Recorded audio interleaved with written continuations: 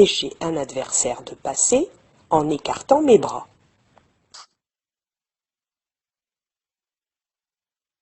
Je ne peux pas non plus taper sur les mains de mon adversaire pour lui prendre le ballon.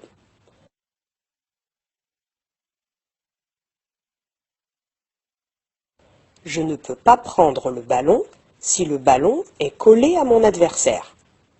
Par contre, si le ballon n'est pas collé à son corps, et si je ne touche pas ses mains, je peux essayer de le prendre.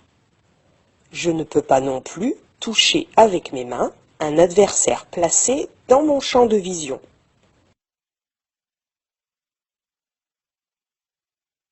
Par contre, je peux gêner mon adversaire en levant les bras pour empêcher une passe ou en gênant le dribble. Voyons ensuite la seconde règle. Si je suis en attaque et que j'ai le ballon, je ne peux pas courir ou marcher avec le ballon. Plus précisément, j'ai le droit à 2 appuis avec mes pieds, pas plus. Regardons quelques exemples de marché. Ici, le joueur en bleu, qui reçoit la balle, fait 3 pas avant de passer son ballon. Il a donc marché. Là, le joueur fait aussi un marché, car il piétine sur place. Or, chaque piétinement compte pour un appui.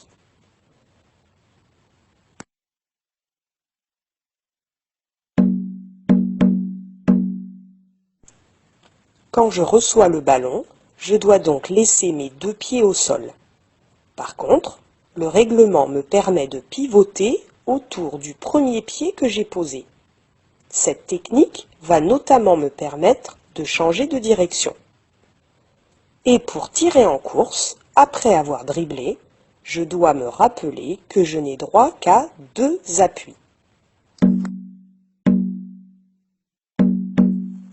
Découvrons maintenant la troisième règle. Vous l'avez compris, il est interdit de se déplacer avec le ballon sans dribbler. Un joueur ne peut pas dribbler une seconde fois après avoir terminé son premier dribble. Le dribble prend fin lorsque le joueur touche simultanément le ballon avec ses 2 mains ou s'il le laisse reposer dans l'une des 2 mains. Enfin, terminons par la quatrième règle. Tout d'abord, sachez que dans un match officiel, les joueurs sont au nombre de 10, 5 dans chaque équipe. Quand une équipe attaque, l'autre défend, et inversement. Il existe une zone particulière, ici en bleu, que l'on nomme la raquette, dans laquelle les joueurs attaquants ne pourront pas rester plus de 3 secondes consécutives. Alors, voyons un exemple. L'équipe verte est en attaque. Elle cherche à marquer sur ce panier. La zone bleue représente la raquette. C'est dans cette zone que les attaquants, l'équipe verte donc, n'aura pas le droit de rester plus de 3 secondes. Regardez la joueuse verte qui demande le ballon. Elle est dans la raquette et ne pourra donc pas y rester plus de 3 secondes. Elle devra penser à ressortir de cette zone pour pouvoir y revenir pendant 3 secondes supplémentaires. Par contre, le joueur jaune qui est en défense, lui, n'est pas concerné par la règle. Il peut donc rester dans la raquette autant de temps qu'il le souhaite.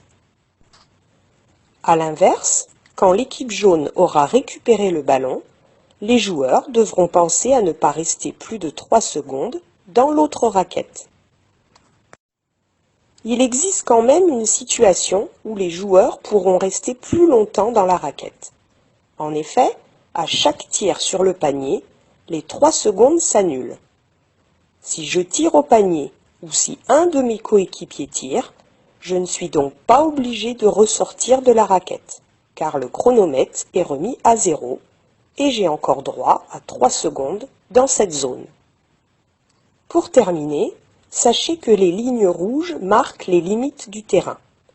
Si le ballon sort ou si un joueur en possession du ballon marche sur la ligne, même si le ballon n'est pas sorti, la balle est donnée à l'adversaire. La remise en jeu se fait sur le côté du terrain, à l'endroit de la sortie. Il en est de même pour toutes les fautes commises sur le terrain. Les remises en jeu se feront sur le côté du terrain, au niveau où a été commise la faute. Voilà, cette vidéo explicative est terminée et il ne me reste plus qu'à vous donner rendez-vous à votre prochain cours. أخيرا أشكركم على حسن تتبعكم. لا تنسوا الاشتراك في القناة عن طريق الضغط على زر الاشتراك أو سبسكرايب أو بالفرنسية صابوني، أو الضغط كذلك على زر الإشعارات ليصلكم الجديد. شكرا لكم.